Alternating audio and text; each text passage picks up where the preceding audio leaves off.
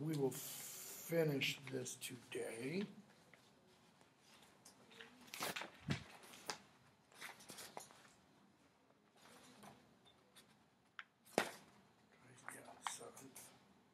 If we don't finish it today, that'll be okay. Remember, we will have a quiz over the entire Midsummer Night's Dream on Monday. But we left off in Act 2 at the beginning of Scene 2. So we talked about it the other day. You've got two settings in the play, Athens and the Wood. All of Act 1 occurs in Athens. From Act 2 through Scene 4, through Act 1, from Act 2 through Act 4, Scene 1, all that occurs in the wood. Act 4, Scene 2, to the end of the play, we're back in Athens. Okay? So what do we see occur while they're in the wood? We began with Act 2, Scene 1. Puck comes in, meets the other fairy. The other fairy asks, "Are you?" etc. Puck says yes. Puck warns the other fairy, Oberon is keeping his rebels here tonight. The other fairy says Titania is. We see Titania and Oberon. They squabble over the little changeling boy. Titania and her fairy train leave, and Oberon says he's going to get, revenge on her. He tells Puck to get the juice from the flower. He's going to put it, Oberon is going to put it into Titania's eyes so that when she wakes up, she'll fall in love with something horrible. Okay? So, Puck goes, gets the juice, and Oberon tells him towards the end of Scene 1, take the juice and find the young Athenian man that is in the wood and put it on his eyes. Why? So that he will fall in love with the woman who is in love with him. He actually says, before Helena leaves this wood, she will fly from Demetrius. She will run from Demetrius, okay? Because he will be pursuing her so greatly. Puck says, I'll do it. And then Oberon says, you'll know him by his Athenian garb, by his clothes, okay? Well, so far, how many people does Oberon know are in the wood? 2, actually. Helena and Demetrius. He hasn't seen Hermia and Lysander. Okay? So he doesn't give a full description of Demetrius. He just says he's a man in Athenian clothes. Well, Lysander is also a man in Athenian clothes. So we get Scene 2. Titania comes in with her fairy train, and they sing her to sleep. Oberon appears. He squeezes the juice in her eyes and says, line 32 or so, what thou seest when thou dost wake, do it for thy true love's sake. Take. Love and languish for his sake, be it ounce or cat or bear, pard or boar with bristled hair, in thy eye shall appear, in thy eye that shall appear, when thou wakest, it is thy dear. Notice what he does not name as something that she should see when she wakes up. A person. Everything that he mentions is an animal. Why?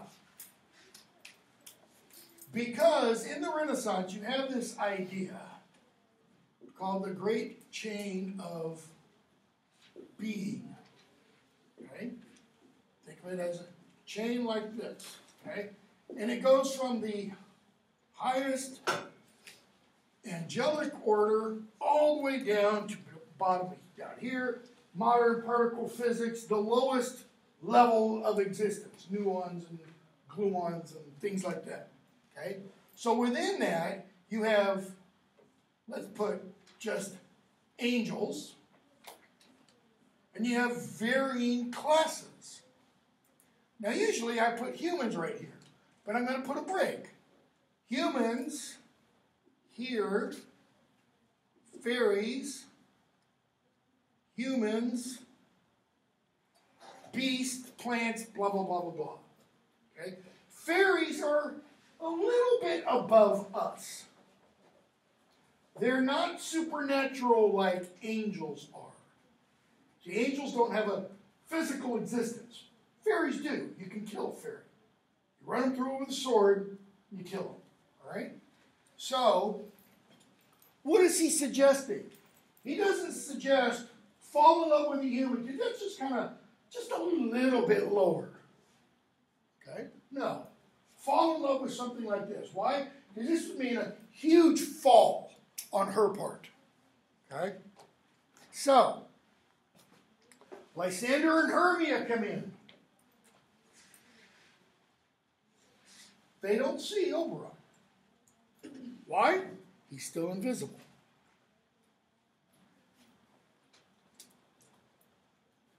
And Lysander says, let's go to sleep. And so Hermia kind of finds a place on the ground, and he tries to lie down next to her, and she's like, no, no, no, lie further off. Why? Because of maidenly virtue.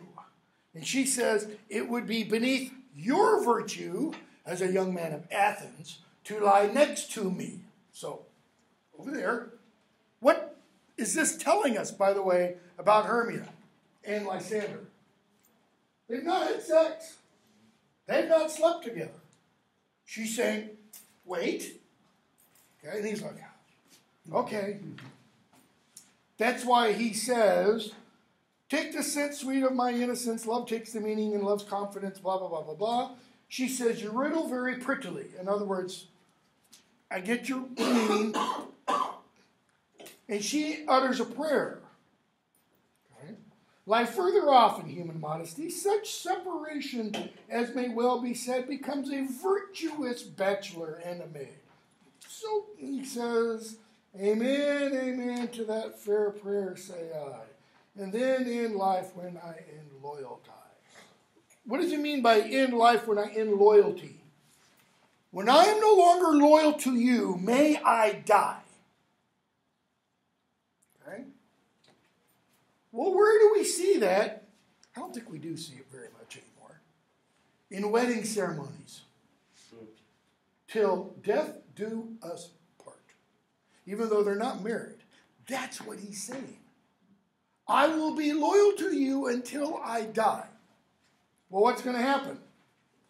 The very next moment, Puck comes in, pours the juice on Lysander's eyes when he falls asleep, pours the juice on his eyes, and who wakes him up? Helena. She runs in, Demetrius following her, and she says, what's this? Lysander? And what does she immediately assume? Dead. So she runs up to him, looks, there's no wounds, and she shakes him. And he wakes up, and, Cupid's arrow. He is suddenly now in love, not with Hermia anymore, but with Helena. Okay? At this point in the play, however, Demetrius is still in love with Hermia. He doesn't want anything to do with Helena. Okay?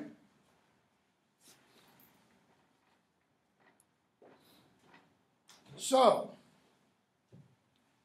he wakes up and says, I love you. She says, do not say so, line 114. Lysander, say not so. What though he loves your Hermia? Lord, what though? That is, what though he, Demetrius, loves your Hermia? Hermia still loves you. Content with Hermia. No, I do repent the tedious minutes I with her spent. Not Hermia, but Helena I love. What does she think Lysander is actually doing here? Making fun of her. Louder? Making fun of her. She doesn't think he really loves her. She didn't see Puck put the juice in his eyes. So she says, wherefore was I to this mockery born? Why? What have I done to deserve this? Okay? And Helena leaves. Notice Lysander says she doesn't see Hermia asleep over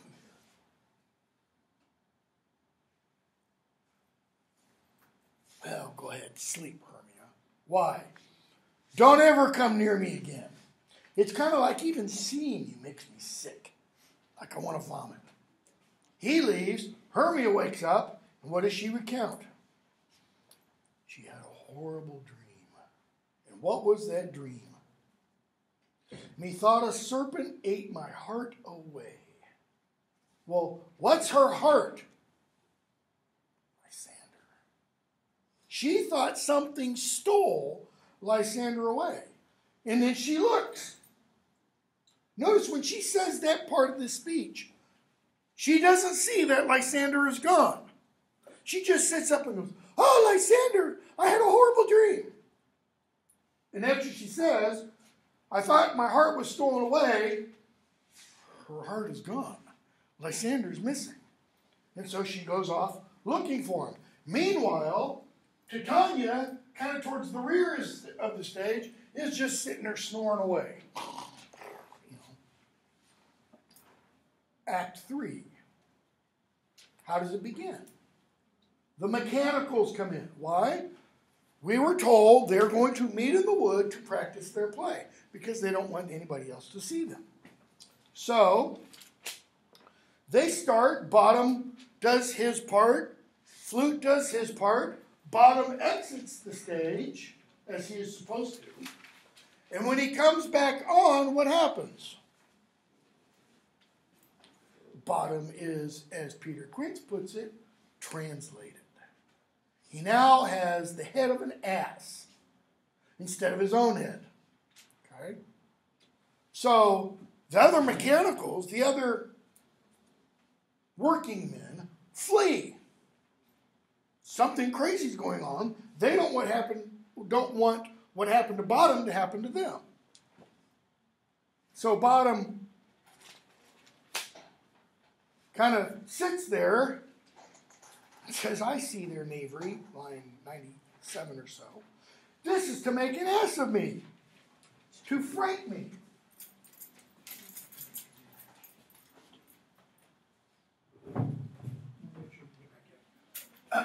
To make an ass of me. Notice, when Bottom says that, he doesn't know he has an ass's head. Okay? So he says, "I'm going to walk up and down here and sing." Why? Singing can be calming. Now, I've seen this play produced, I don't know, probably a dozen times. And I've seen Bottom here. The director will have Bottom either have a wonderful voice or just horrible. And I think the play kind of implies it needs to be horrible, because that adds to the ill logic of Titania's falling in love with him. So, "This old cock, so black of you, with orange tongue." That's what he kind of sounds like. And Titania wakes and says, "What angel wakes me?" Notice, angels are where? Above fairies. She thinks what she hears is an angelic sound. If anything, it's even less than human, because Bottom, head of an ass, body of a human, is what? He's now in the middle. And Bottom keeps singing. Why? He doesn't see Titania yet. And she says, "I pray thee, gentle mortal, sing again. Mine ear is much enamored of thy note. So is mine eye enthralled to thy shape." What does it mean to be enthralled? Obsessed is close. Go one step farther. Because an obsession, you're kind of to blame for that. That is, it's your obsession. To be enthralled is to be enslaved. Okay? She says, "I am enslaved by your shape." It's like he has taken command of her. Okay, keep in mind, what is his shape? Now, the guy who was playing bottom at the National Shakespeare Festival, he's pretty good looking. I don't think bottom should be pretty good looking, even with the ass's head. Okay? He should be, a little bit lower than average looks. Maybe a little paunchy around the middle. Kind of fat. And thy fair virtue's force perforce doth move me on first view. Love at first sight. To do what? To say, I love thee. Bottom. Methinks, mistress, you should have little reason for that.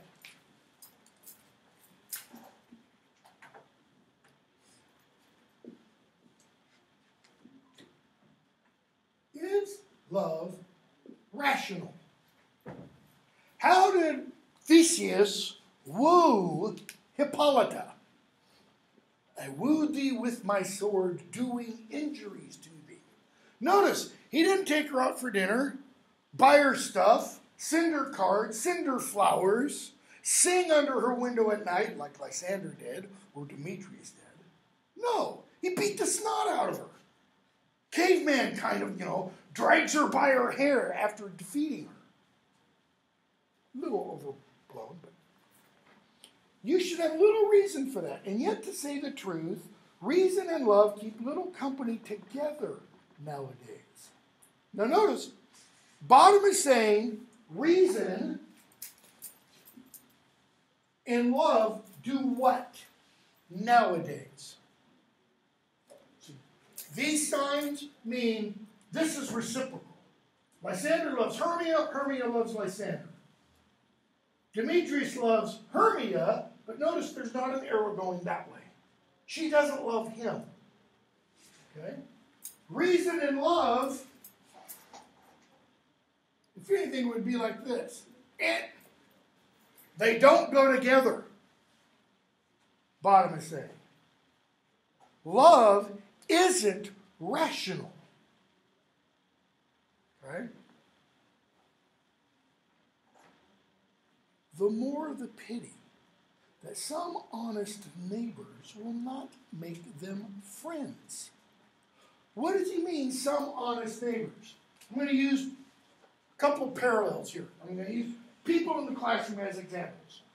Reason and love, neighbor, neighbor. No. Reason and love are neighbors. What's he saying? If you have a neighbor, you and your neighbor should be what? Friends. You should be honest friends. Rather than building a 20-foot wall, separating yourselves. Okay? Reason and love should work hand in glove or hand in hand, if you want. Not fist to fist. Okay? Because where do reason and love reside? Reason's up here, love's down here. Notice, they're part of the whole. Okay?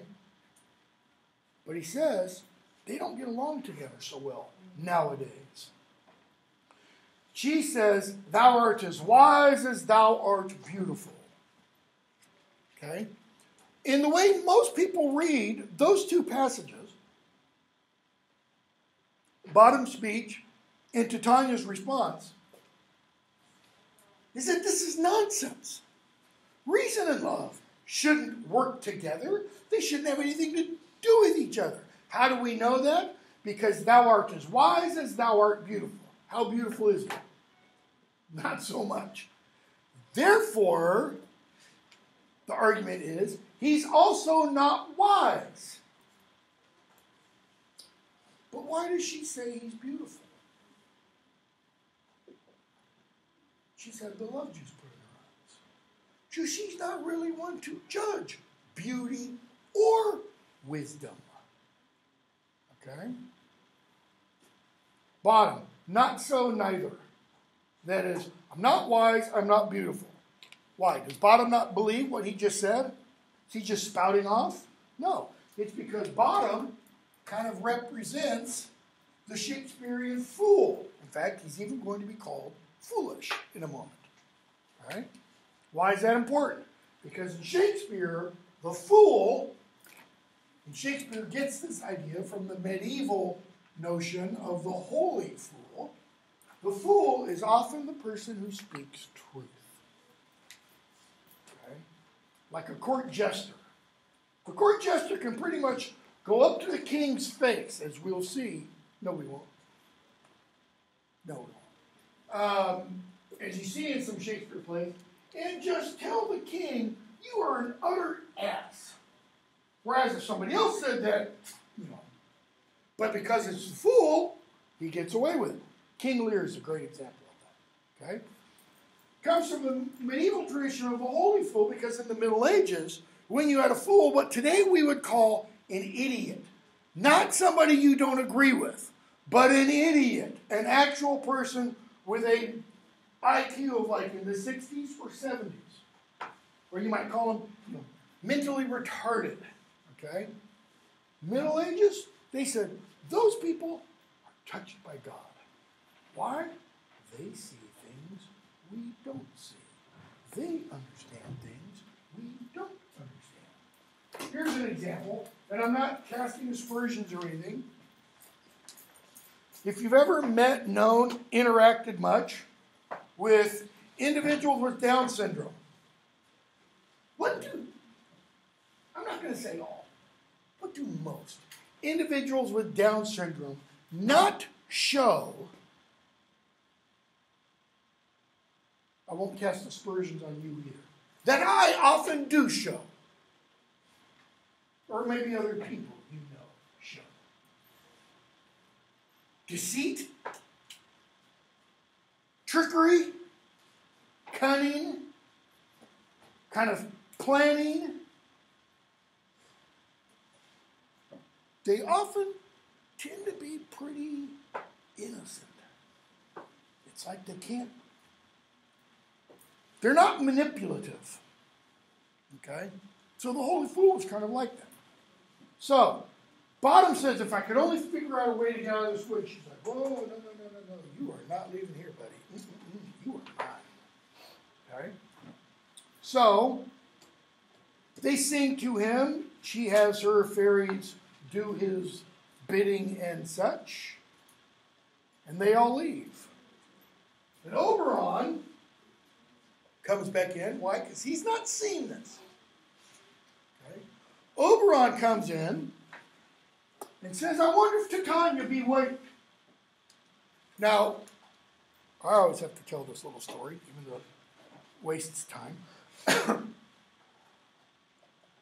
2002, my wife and I were in London. I was doing some research at Oxford.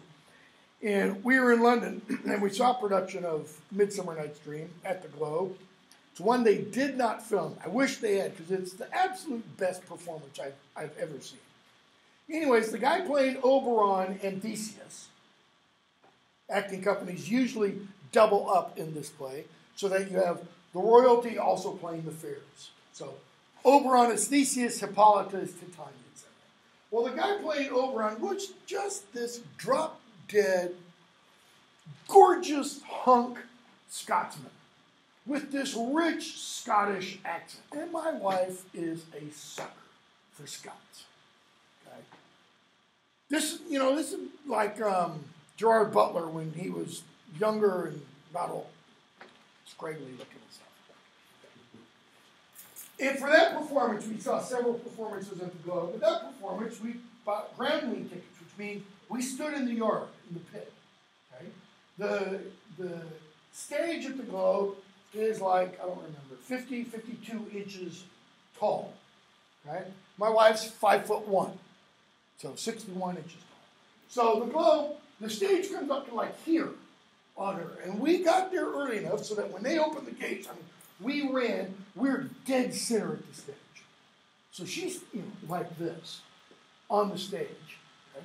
And he comes out, and he doesn't just come out and look at everybody, all 3,000 people in the Globe. He comes down, and he kneels down right in front of us and looks her this far away, dead in the eyes, and asks, I wonder if Titania be awake.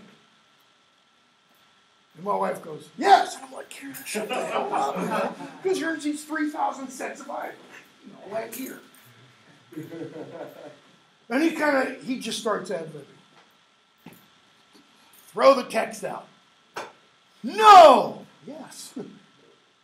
Then what it was that came next in her eye. And she doesn't say, bottom the weaver. She goes, and asks, no! And he just starts laughing. And the whole audience is just roaring. Meanwhile, I'm turning, varying shades of gray. Of red. Which she must dote on in extremity. And then he stands up, and Puck comes in. At the end of the play, when they come out and take their bows, they take their bows, and he does, this for my wife. She still gets the willies thinking about it. So Puck comes out and tells him, my mistress with a monster is in love. And he tells him, a monster, a man, I put an ass's head on him, Oberon. This falls out better than I could devise. In other words, way to go, Puck. This is even better than I hoped for. Notice, does he stop there? Yeah.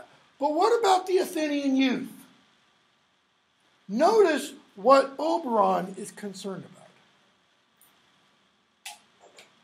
about. Love must be restored. This love must be restored. It's almost like he knows somehow. I'm not saying he actually does know that Demetrius won Helena's heart. That's why she loves him. And then he did something false and turned against her, and he's going, buddy, you're going to pay for that. So he wants to get that relationship fixed. What's the problem, though? He can't do that yet. He can't fix that relationship. Why not? Well, this great chain of being is out of whack. How's it out of whack? Okay. The fairies notice are above the humans. What's wrong in the fairy realm?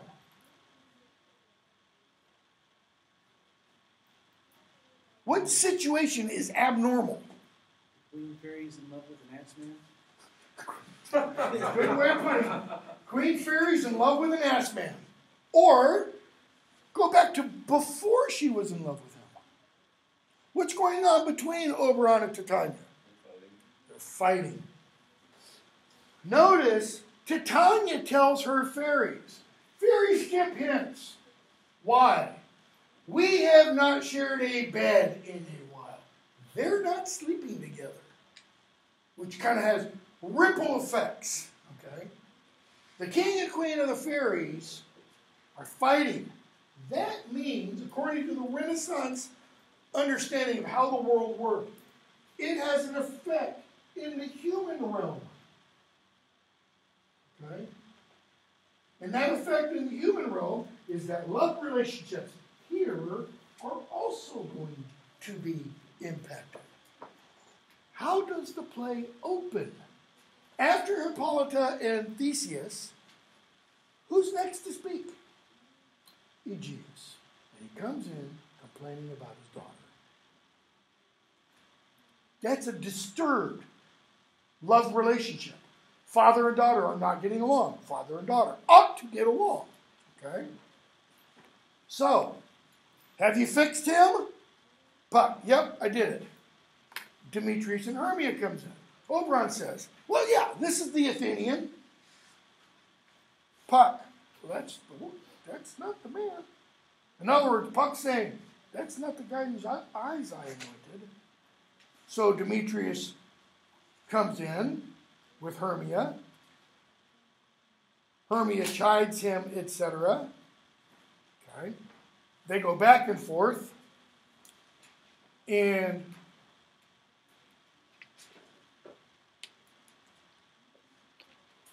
Oberon, when Hermia leaves, Demetrius goes to sleep. So we have Demetrius on the stage still, and Puck and Oberon. And what does Oberon do? He says, what hast thou done? Now, how does he say it? If you're the director and you're telling your actor how to perform, what do? Do you say, just say the line? What hast thou done? What's Oberon's mood? Furious. He is irate. Thou hast mistaken quite and laid the love juice on some true love's sight. So if he laid the love juice on some true love's sight, then what has happened to that true love's sight? Not seeing properly. That true love is now no longer true. True does have the meaning of honest as opposed to false. It also means upright, straight, like when a bicycle tire is true. Unscrew all the spokes on a tire and it goes rip. It goes all cockeyed. Okay? True there means perfect. You now made some perfect love's sight screwy. Puck. Then fate overrules. In other words, it wasn't my fault. That was destiny that made me do that. Fate overrules that one man holding troth, that is, holding true, being faithful, a million fail, confounding oath on oath. Notice what Puck says about human love relationships. 1 in a million is true, is faithful, is honest. The others confound oath on oath. Yeah, baby, I love you. No, there's nobody else. Baby A. Yeah, baby. Baby B. I love you. There's nobody else. C, D, all the way through the alphabet, 3 times. Go. Notice Oberon's not going to debate this. Go. Do what? Find Helena of Athens. Bring her here. I'll go. So Oberon takes the love juice, and what does he do? He puts it in Demetrius' eyes. Why? Get Helena, bring her back, so that when she's there, and she's next to Demetrius, then he's going to kick him. So he wakes up and sees her. Okay? Puck says, here she is.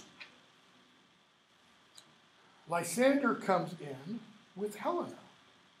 So now we have Demetrius has the love juice on his eyes.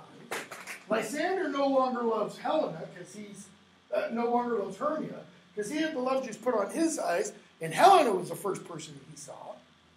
So Lysander and Helena come in, and what happens? Helena wakes Demetrius. So rather than at the beginning of the play, where Lysander and Demetrius both love Hermia, now Lysander and Demetrius both love Helena.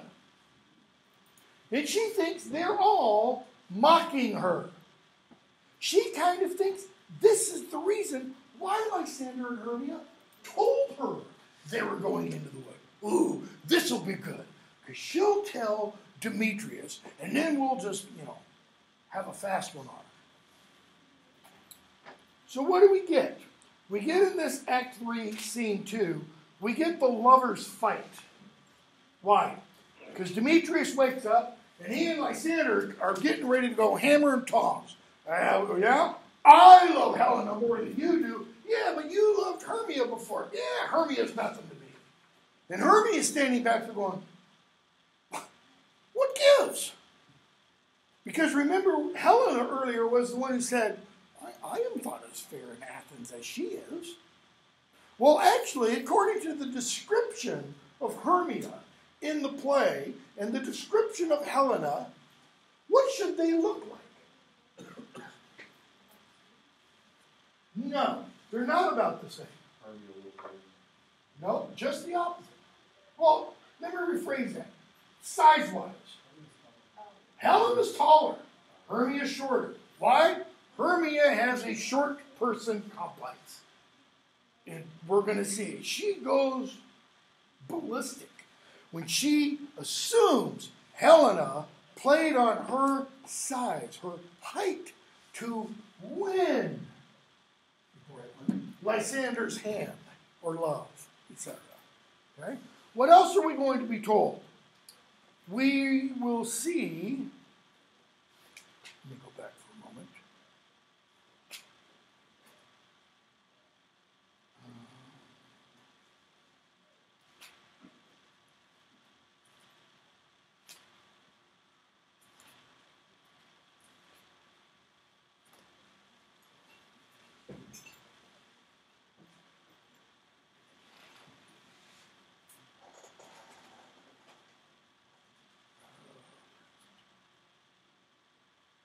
Lysander, back in Act 2, Scene 2, at the very end, says, line 120, when he's awakened, sees Helena. She is getting ready to leave, and he says, not Hermia, but Helena I love. Who will not change a raven for a dove? What color is a raven? Black. Black. What color is a dove? White. Okay. That's an indication of, at the very least, difference in complexion. Maybe Hermia's a little darker, okay, than Helena, right? That's the first indication. Later, in this fighting scene, we are going to hear one of the men refer to her, Hermia, I'll have it marked in this book. Lysander says, 257 or so. Away, you Ethiop. Now, we wouldn't call somebody from Ethiopia today an Ethiop, but we would call them an Ethiopian. But if you're from Ethiopia, what does that mean? You're not white, okay? You're dark-skinned. In fact, you're not light dark-skinned. You're dark-skinned, okay? And then we hear Lysander again call Hermia. Out, tawny Tartar, out. Okay? All three of those references, they're all said by Lysander, okay, are all, you're dark. So that, it's coming up later.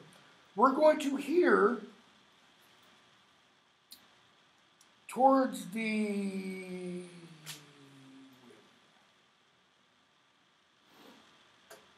in the next act. So I'll hold on to this next time. So, what do we see? Hermia gets really bent out of shape because she thinks Helena played on her size, her height, to win Lysander's hand. And she jumps at Helena. She wants to claw her face off. Lysander and Demetrius protect Helena, and Oberon does what? They come forward after Demetrius, Lysander, Helena, and Hermia exit, and Oberon says, 347 or so on page 1581, this is thy negligence. This is your fault. Still thou mistakest. Still there means always. You constantly screw up, Puck. Or commits thy knaveries willfully. Either it's an accident and you're accident prone, or you did this on purpose. Puck, oh, believe me, King of Shadows, I mistook. You said Athenian youth, Athenian garb. How is Lysander dressed? The Athenian garb. Can't blame me. But then he says, and so far blame was proved by enterprise that I have anointed an Athenian's eyes. And so far am I glad it so did sort.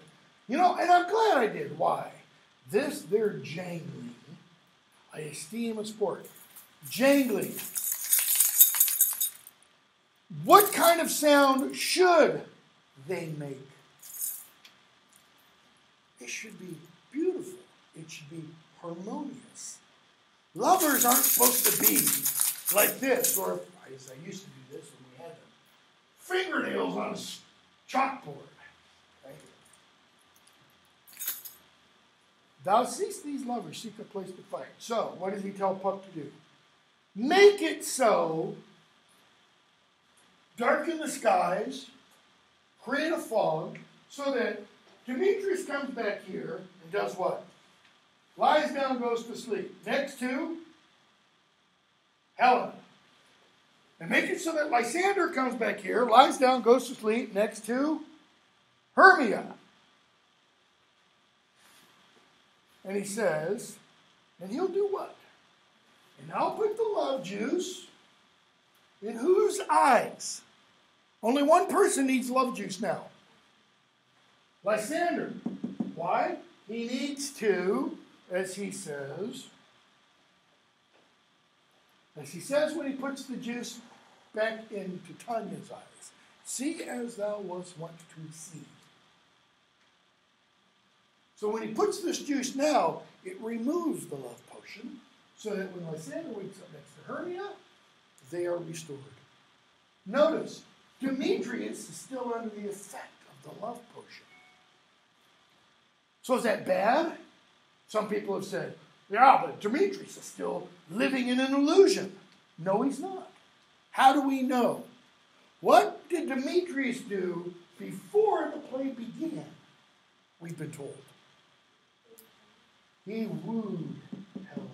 He made love to Nadar's daughter, and he's going to tell us in a few pages. He was betrothed to her. They were engaged. And then he saw Hermia and broke it off. Okay? So,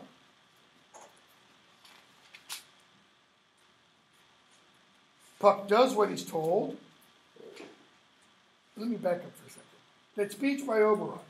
Oberon says, 371, page 1581, when they next awake, all this derision, and you've got a glass tell you, derision, laughable business. Well, it also means not seeing correctly, not thinking correctly. Okay? All this derision shall seem a dream in fruitless vision. What's the difference between a fruitless vision and a fruitful vision? A vision that doesn't bear fruit and a vision that does bear fruit. How can a vision bear fruit? It can happen. You know, isn't that the whole theme behind the Terminator films? At least the ones after Sarah Connor meets the first Terminator, all the subsequent ones, she's got visions, right? And what are those visions? Judgment Day, is going to come. And so what does she try to do? She tries to stop it. That's what he's getting at. So that when they wake up, what? Everything that happened here won't have any effect on their lives. And they'll go back to Athens, and what? With league whose date till death shall never end. They will be knit together. Okay? In league whose date till death shall never end. That's till death do us part. They'll go back to Athens and get married. Notice, Oberon here is prophesying. Nowhere we've been told these four people are going to be married. We're going to be told in the very next scene. Because Theseus is going to come in. He's going to see them. They're going to explain what happened. He goes, okay, guess what? Today is that fourth day. Let's go back to Athens, and you guys come with us to the temple and be married. Notice, it's not a suggestion, by the way. He says, you will come to the temple. Lysander, you will marry Hermia. Demetrius, you will marry Helena. It's kind of whether you like it or not. Okay. Meanwhile, Oberon says, I'll go to Titania and I'll remove this thing from her sleep. Okay? So we get Act 4, Scene 1. It's the wood. The lovers are noticed now all asleep on the stage. Titania comes in with her train. It's like she doesn't see them. So she's there with Bottom and her fairies. She tells the fairies to leave because she's going to go to sleep with Bottom. And she talks about winding herself all around him, you know. So why? She's already told Bottom, you're not leaving this world. She's going to get so wrapped up in him. He moves and she wakes up. Oberon comes in, sprinkles the juice on her eyes, wakes her up, and she says, line 71, page 1586, my Oberon, what visions have I seen? Methought I was enamored of an air. Now, she's still kind of, but she sees Oberon, she's looking at him, and she says this, she goes, there lies your love. How? And what does he say? Silence. Oh, how mine eyes do loathe his visage now. Silence a while. Now, I don't know about you, but if I'm to tell you, I'm going to go, whoa, buddy, don't be telling me be quiet. I want to know, how in the world did I fall in love with that? But silence. Okay? And so, they sing, they leave. Who's still on stage? The four lovers and Bottom. Sound asleep. And what happens? Theseus and others come in. And Theseus bids his huntsman wake up the people because he sees them. He says, look. And Aegeus says, well, here's my daughter. And Lysander, what's he thinking? They slept together. And then he notices, oh, wait, there's Demetrius and Helena. I wonder if they're being here now. Wonder. He's amazed. He's astonished. He has no idea what they're doing here. Theseus, wow, So they wake them up, and Theseus asks, how come you guys are all lying here, seemingly peaceful concord? Concord means literally with heart. The chord is like card in cardiac. Peacefully, together. And Lysander says, I'm not quite sure. Hermia and I came here to get married. Why? Because we would be away from your law. And Aegeus interrupts him and says, that's it. I want the law. And Demetrius does what?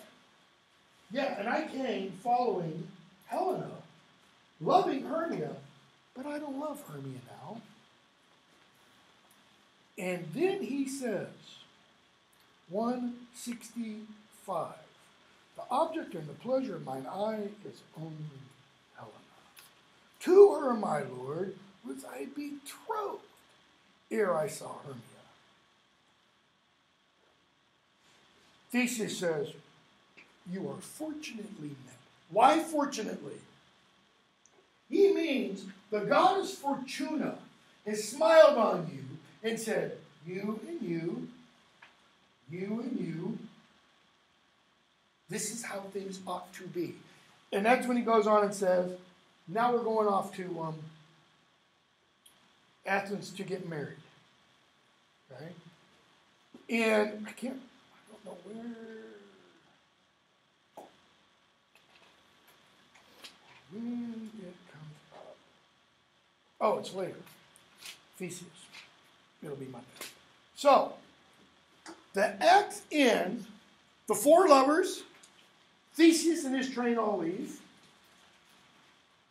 Who's still on stage? Bottom. Bottom wakes up. And he thinks, oh, what a dream I've had. And then he runs off to Athens. And he tells the other mechanicals what? our play is preferred. Come on, let's get ready. We have to go. Does he know that yet? No, because we don't hear that until the next scene. When Philostrate, Act 5, Scene 1, Philostrate comes to the king, comes to Theseus, and gives him a sheet and says, here are the things that are ready. And he reads through the titles, and he doesn't like several, and he comes to theirs. And he says, yeah, this one looks pretty good. Okay, let's stop there. We'll do Act 5 on Monday. Remember, quiz over the entire play on Monday.